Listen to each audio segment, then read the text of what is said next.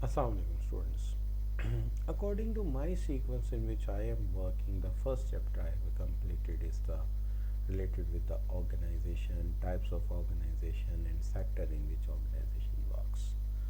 Right from this video we are starting the chapter number 2. The chapter number 2 according to my sequence is the organization structure. So we are starting the chapter number 2 named as organization structure. So what is meant by organization structure? Basically organization structure is a framework. Framework means any frame of the things, likewise CEO is, and other people are working under them. This is what you can say the framework. A framework. This framework, why we prepare this framework? This framework is prepared to allocate the task, because CEO alone cannot purchase, sell, finance, all of the work they cannot do. So he is allocating the task to purchase manager or purchase director to do the purchase, and finance to the finance person, marketing to the marketing person, and allocating task. When we allocate the task to any individual, we must give them authority. If we don't give them authority, he cannot make the decision, and if he cannot make the decision, again the work will not be done. So therefore, first of all, we arrange this framework to allocate the task and then to delegate the authority. It means that the finance decision is done by this person, marketing related decision by this person, purchase by this, and production by this. So now we allocate the authority with the task. Now we have done a little, you can say, a mistake. We have broken our army, our defense forces into different forces: air force, army, navy. Now we need that they work together, they can coordinate against the enemy. Similarly, here our department, finance, production, purchase, marketing has to work together, step jointly put up the step so that they can achieve their goal. So here is important, the activities should be work in a coordinated way. If they work jointly, that marketing brings the order, production started according to the order, and finance provided them the finance, and purchase right provide the material on the right time, that will ensure the success. So there must be coordination in between the departments and units. For the coordination, they need to channelize the communication between individual. If means if these two persons are talking with each one, this is a communication between individual in the same department. But if purchase department is asking something to finance and finance department asking something to purchase, this is the communication between groups. So right from the beginning, what we said is a framework for allocating task, delegating authority, and then they need coordination, working together. And lastly, if you want to work together, they must channelize the communication between individuals and between department to department or groups to groups. So this is what the organization structure. Let's talk something more about it. For example, what we can say, organization structure is basically prepared to designate reporting relationship. We know that who is answerable to whom, means these men are answerable to this man, these persons are answerable to this person. So we are clear about who is reporting to whom. Nobody is without any boss. Including the number of level and hierarchy, it's also clear that how many layers are there. For example, the first layer, the strategic apex is the second layer, the middle management is the third layer, is the operational management. So how many levels are there? And span of control means how many individuals can control by the one supervisor. For example, in the here this red person is a supervisor, is controlling 1 2 3 4 5 people, and similarly here this person is also controlling 1 2 3 4 5. So here what we can say, span of control is 1:5, means one supervisor is controlling 5%.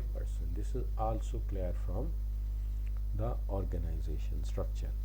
So the next one is that organization structure identifies the group grouping individuals into the departments means individuals are collected into one department and departments are collected into one organizations means the sum of individuals is a unit, is a department, and sum of department is the overall organization. This is what said, that identifying the grouping together individual into department and departments are grouped into the total organization. So this is also clear from it.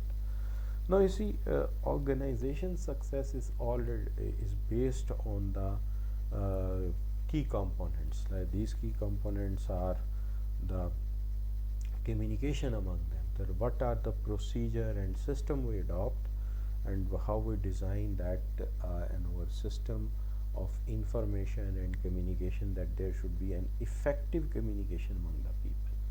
If they communicate effectively, it means that they can coordinate, they can create a synergy, and in this way we can integrate the effort across the department so that overall organization will become a successful one.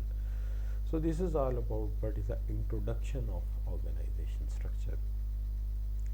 Now we'll complete this chapter into 4 major areas, and then in each of the 4 major areas we have 4 videos in each, so that we'll prepare the number 1 first set of video on the departmentalization, how the departmentalization is done in an organization. We'll prepare 4 videos, like first is on entrepreneurial structure, second one on the functional structure, and then the other one is on the divisional structure. And divisional structure videos might be linked with the sub videos because there are divisions are prepared geographically, product wise, customer wise, and lastly metrics are project structure. So these are the 4 videos here, and each video then next link to a test, because there's topics are too many in this chapter, is a big chapter. So first set of video where the link of the first major video with this particular video and the sub link are attached with the that video. The 4 videos are next, and the second set of videos are on the span of control. First video, second was on the chain of command and tall and flat organization and functions of key departments. So this will be done on that. These topics will be covered in that, and in the third video we'll cover the levels of management, building blocks of management, and means component of the organization, and 4 videos are attached with this one as well, and their test as well.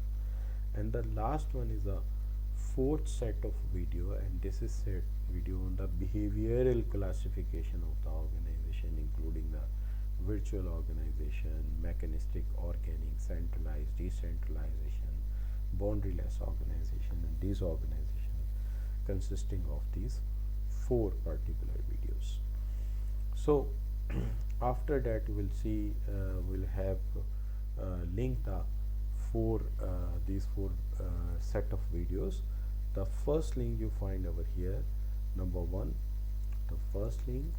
This link is related with the organizational departmentalization, functional, divisional, and others.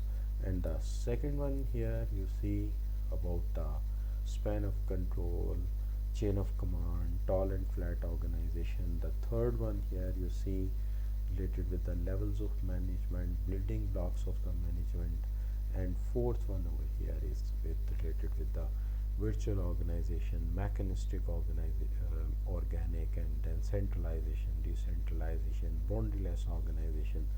These all will be covered here. Hope these videos will be helpful for you. Waiting for your feedback. Thank you very much for joining.